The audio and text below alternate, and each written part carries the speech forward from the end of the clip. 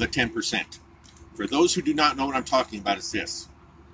Veterans Christian Charity has broken down the homeless into 3 groups, 10% being truly homeless.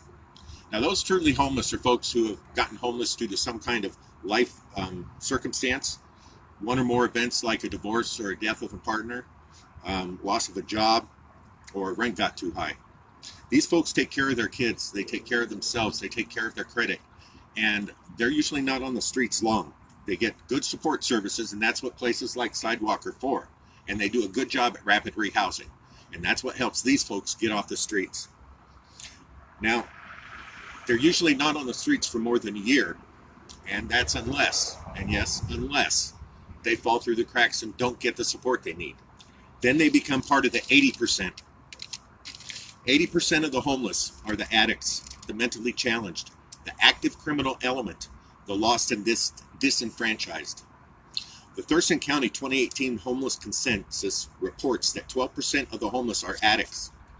While they do admit that reports from anecdotal sources bring that number much higher, we believe it's closer to 80 or 90%. Once a truly homeless person falls into the 80%, they are on the streets for years. Getting caught in that lifestyle is very hard to get out of. In the 4 years that I've been doing homeless advocacy volunteering, these are the 2 groups I've dealt mostly with. The posting I've been doing lately is what the last 10%, and that's what I call the home free or mortgage free.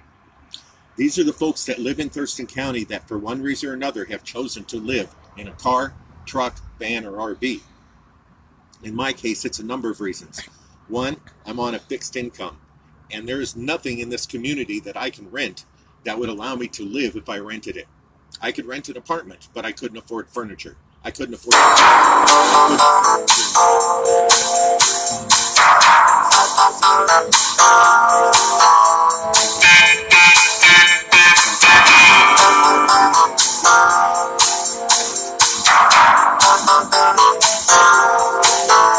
I could not pay the rent.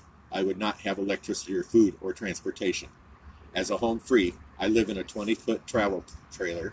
I tow it with my Tahoe. This lifestyle allows me to have transportation and a place to cook and sleep.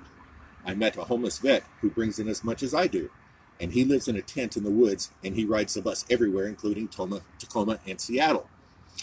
He eats much better than I do. He doesn't have the health issues I do. My bathroom and safe sleeping when I'm not feeling well or I'm recovering from a procedure like I did recently, then being able to eat, be warm, pay the cell phone bill, or have gas is much more important. I can't imagine going through that procedure I just went through and having to go back and sleep in a tent. I can't pay my cell phone bill. I don't have the food I need. I don't have gas. I don't have propane. For those things, I have to supplement my income.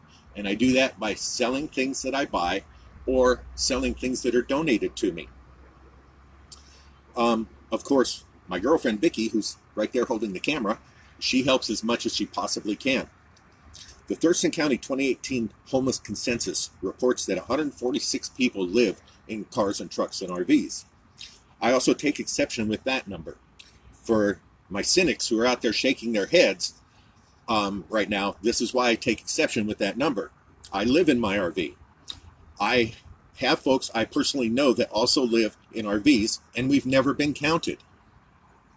The number living in their RVs is much higher than 146. There are multiple people living in some vehicles. So with this information as a base, I would like to introduce the concept of safe parking, paid safe parking.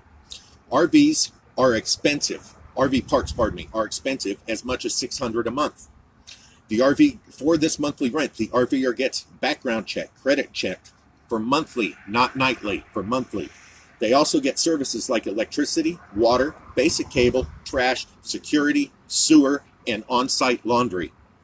For safe parking spots, the Home Free will offer $40 to $60 a month. There are no services for the safe parking concept except for the dirt under the wheels, except for the safe place to park.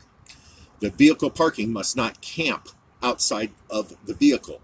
No barbecues, no trash or outdoor shower or toilet. When the RV leaves, there is to be no evidence it's been there. This concept has worked in other areas. We're looking for temporary or permanent locations, permanent being a year or more, on private property or land.